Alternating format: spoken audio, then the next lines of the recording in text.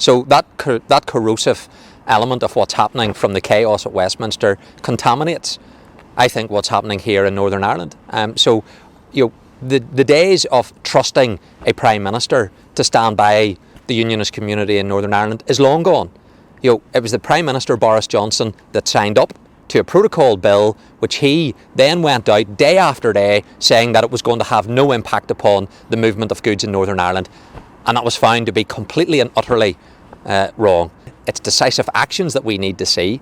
If that comes through a negotiated outcome that the European Union and the UK government can reach, that's good. We would welcome that.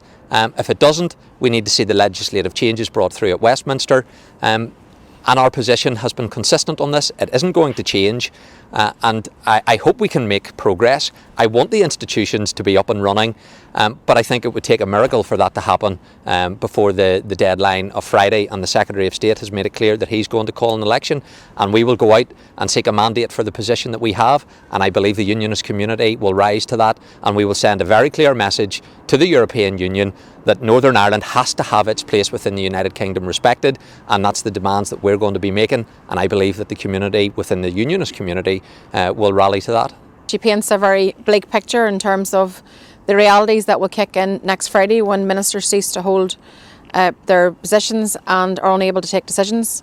That's compounded by the fact that also in departments they will also be unable to take decisions at a time whenever the public are really struggling, at a time whenever we should be doing our best to support people through this crisis. So come next Friday, it is certainly a very bleak picture ahead.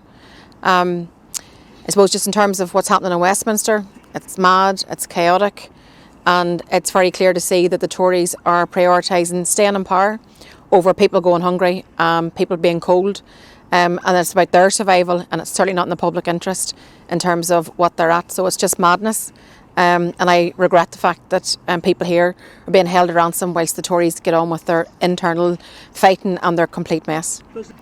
Well, I mean, the DUP are holding the public to ransom right now, and they're saying that they need to see an agreed or a way forward in terms of the protocol. So we've had some positive soundings in the last number of weeks in terms of relationships between the British government and the EU.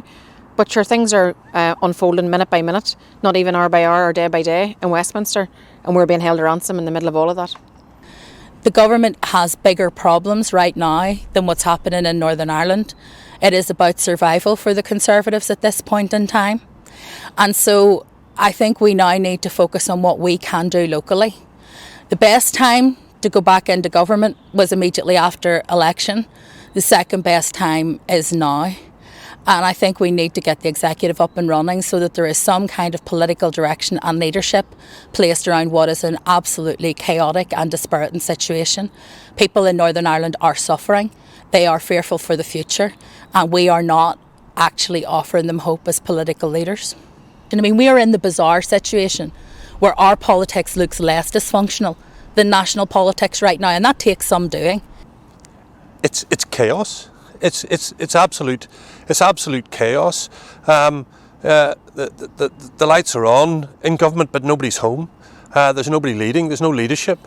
There's no confidence in them, and if no confidence in them, how are we even here to look to them to offer us support to deal with the issues that we've got here? The Conservative government are going to have to get a grip of this, but it's absolutely shambolic, and I really feel for some really good, decent members of the Conservative Party who I know who are having to operate in that environment.